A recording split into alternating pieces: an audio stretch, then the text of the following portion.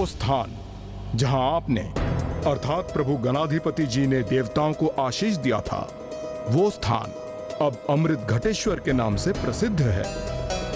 उसी स्थान पर ऋषि मार्कंडेय ने प्रभु शिव शंकर शंभु की तपस्या कर जीवन दान प्रदान किया था।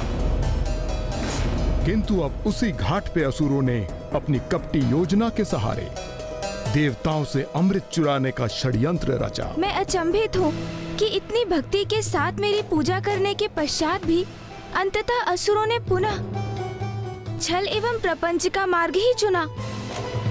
हाँ गौरी पुत्र, एक कुटिल कपटी असुर सर्वभानु के कारण अमृत कलश असुरों को प्राप्त तो हो गया था, किंतु उन्हें आपका अर्थात प्रभु गणाधिपति का आशीष कहाँ प्राप्त था?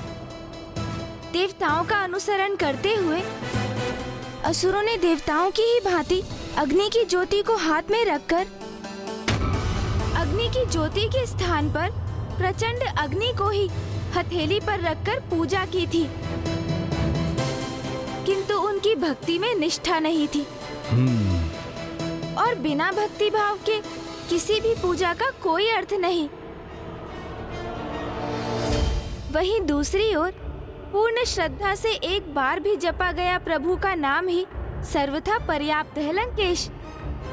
किंतु तब वो असुर मेरे समान बुद्धिमान नहीं थे, उनकी भक्ति में हीनता थी, इसलिए उनका विघ्न टला नहीं था, अपितु उनके समक्ष एक और बड़ा विघ्न उत्पन्न होने वाला था। असुर सर्वभानु अमृत कलश के साथ पाताल की अतल गहराई में तो पहुंच गया था, किंतु शीघ्र ही अन्य असुर भी वहीं पहुंच गए और अमृत पान करने की मांग करने लगे।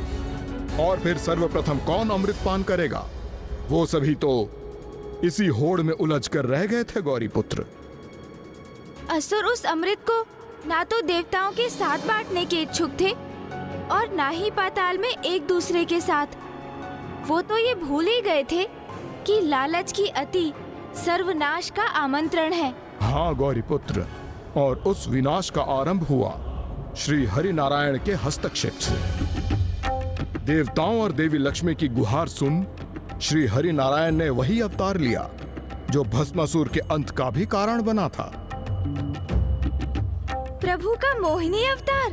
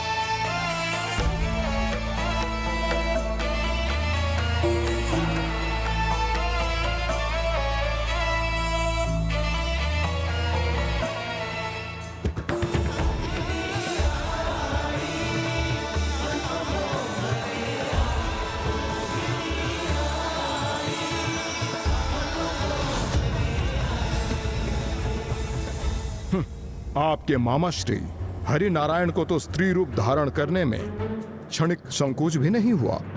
किंतु उसमें अनुचित क्या है लंकेश? पुरुष के भीतर उसका स्त्री रूप ही उसकी शक्ति होता है। और सत्य तो ये भी है कि पुरुष रूप में महादेव की शक्ति श्री हरि नारायण बनकर प्रकट होती है और स्त्री रूप में माँ पार्वती बनकर। और अब महादेव की ही शक्ति श्री हरि नारायण के माध्यम से एक भिन्न अर्थात मोहिनी अवतार के रूप में प्रकट हुई थी।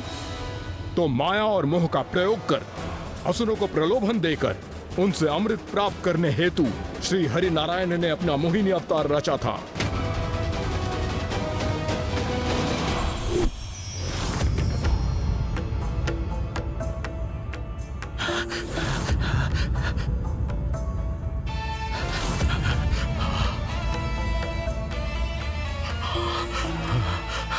आप इतनी शीघ्रता से कहाँ बढ़ते चले जा रहे हैं?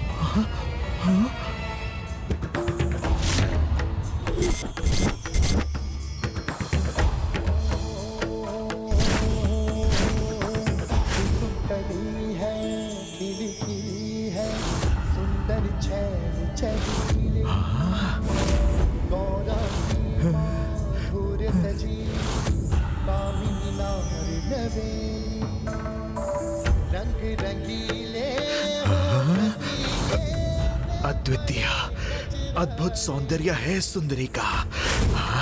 जो देखे कोई तन मन जीवन हारे। हो रहा अमृत कलश ये हमारा है।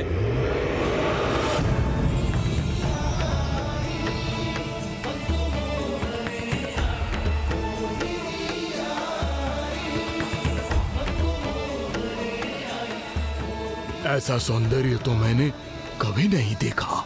इस सुंदरी का सानिध्य प्राप्त हो तो धन्य हो जाऊं मैं।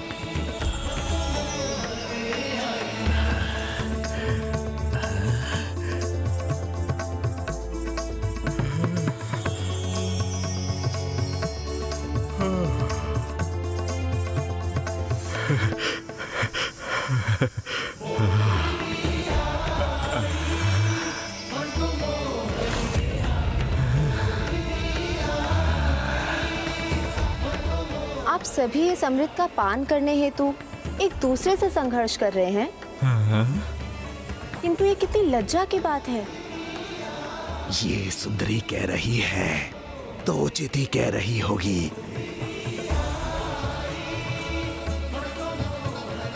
ये व्यर्थ के संघर्ष को रोकने के लिए यदि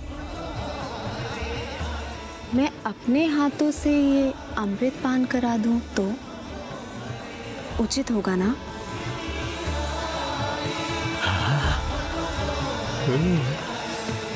हाँ, उचित रहेगा, सर्वथा उचित। हमारा है अमृत, हमारा है।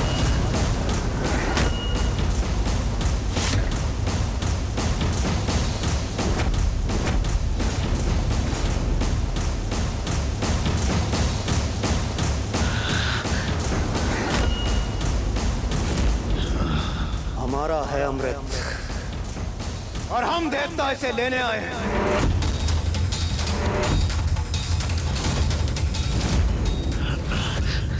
अमृत तो असुरों को प्रदान नहीं किया जा सकता, इसलिए उचित यही होगा कि तुम अमृत हमें सौंप दो।